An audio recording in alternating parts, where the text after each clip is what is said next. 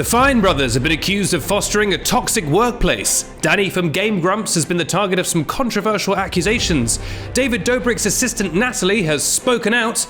And of course, it's the return of the comment of the week. All this plus this week's episode includes some free shrimp tales scattered throughout the runtime on this week's edition of YouTuber News. Hosted by me, Benedict Townsend, and brought to you by PopBuzz, the only website that is so 2008, while you, on the contrary, I'm afraid, are 2000 and late.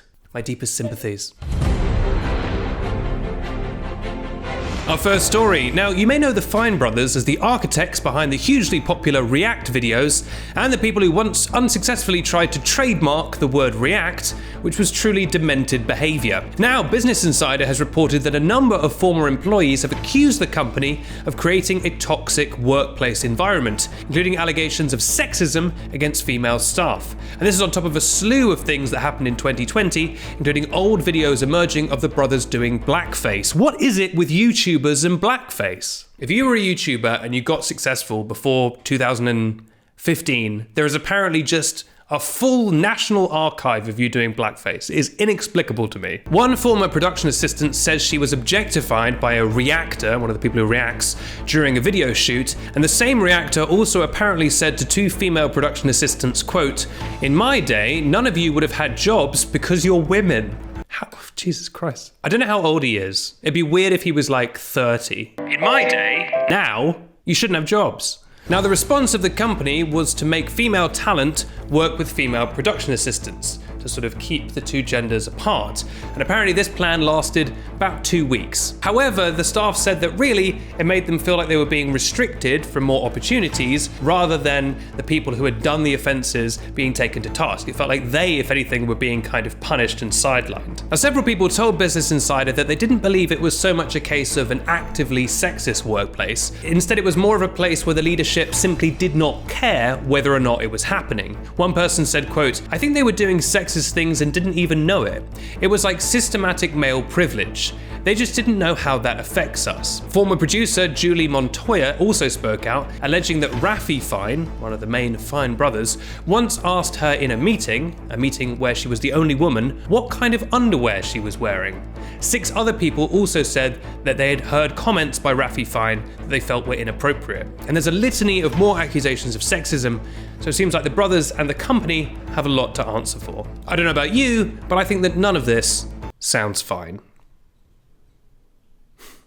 Because of the name of the brother. Our second story. Danny from Game Grumps has been the target of some controversial and somewhat confusing accusations. Now, all started on March the 21st when accusations came out against him in a viral Reddit thread, and the thread posted videos and text conversations that apparently showed him having inappropriate conversations with an underage fan. The alleged victim says she began texting him while she was underage, and then once she became of age, the conversations became sexual and they started a sexual relationship. After that, the person says that he cut all contact with them entirely, what people refer to as ghosting. Now, naturally, fans were outraged by this. They accused him of grooming. They said that he should be held accountable for this. But then things got a bit more complicated as more information apparently came out. It then became apparent that there was no sexual conversations that happened while the victim was underage, and it wasn't until they were 22 years old that they apparently had any sexual activity and then were ghosted, which means that nothing that's done here is illegal. It's certainly unsavory because he's much older than this person. He's a celebrity, they're a fan. The power dynamics here, as we've discussed before, the power dynamics are very off. It's certainly, a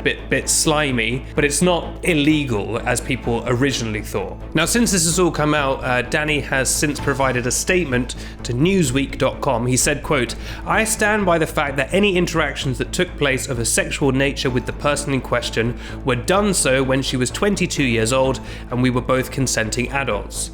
To claim I engaged in any predatory behavior is simply untrue. I have made mistakes in the past, and I apologize if my actions or words ever made anyone upset." The classic, I'm sorry if you were upset. "But those mistakes were never ill-intentioned, exploitative, or illegal in any capacity." So a beautiful statement from Danny there, and that's where we are right now with the story. Sorry if you were upset, by the way.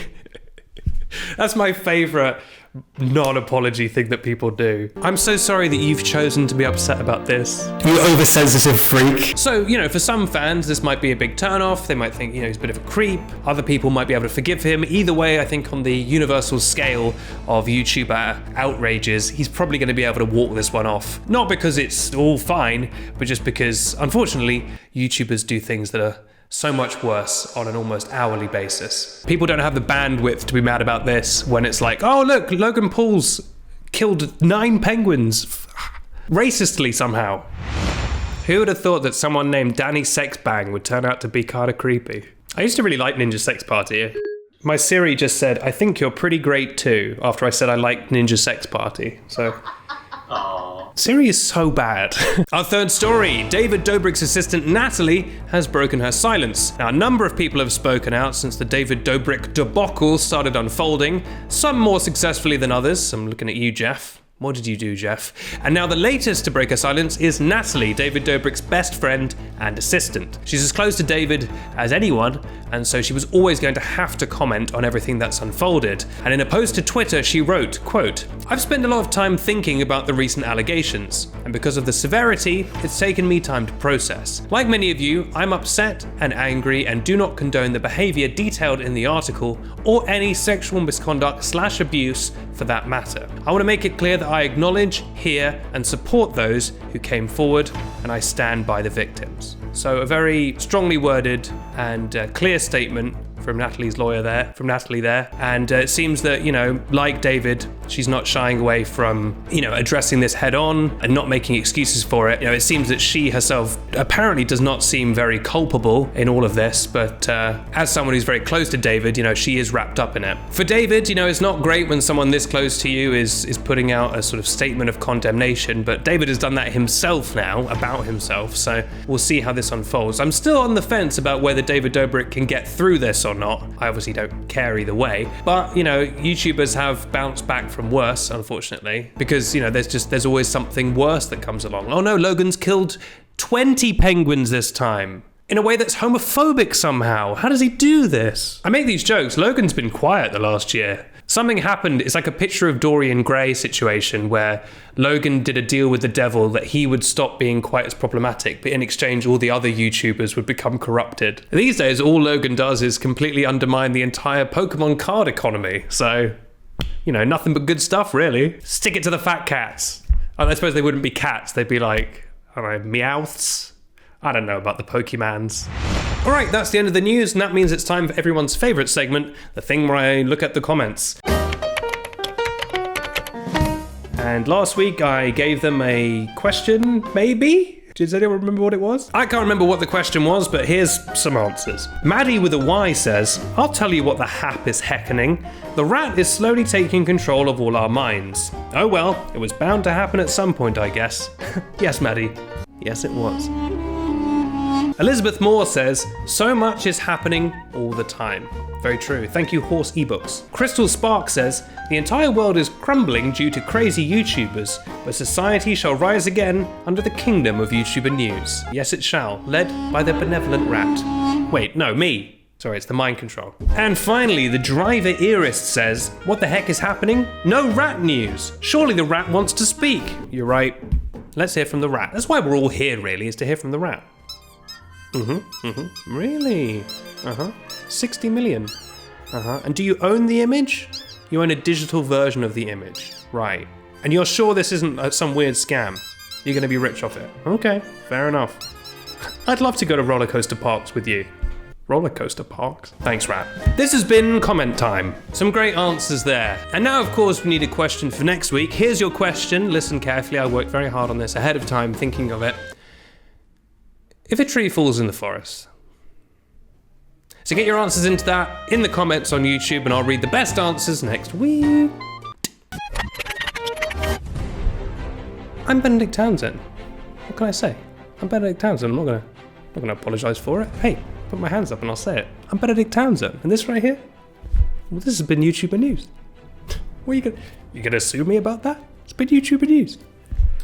And you can watch it every week on the YouTube News YouTube channel and on Snapchat Discover. And you can subscribe if you want by hitting subscribe or by swiping up on the last snap of the story. I'm not going to say sorry for that. I'm not going to be cancelled for that. That's the situation. And if you've enjoyed today's episode, you can hit like.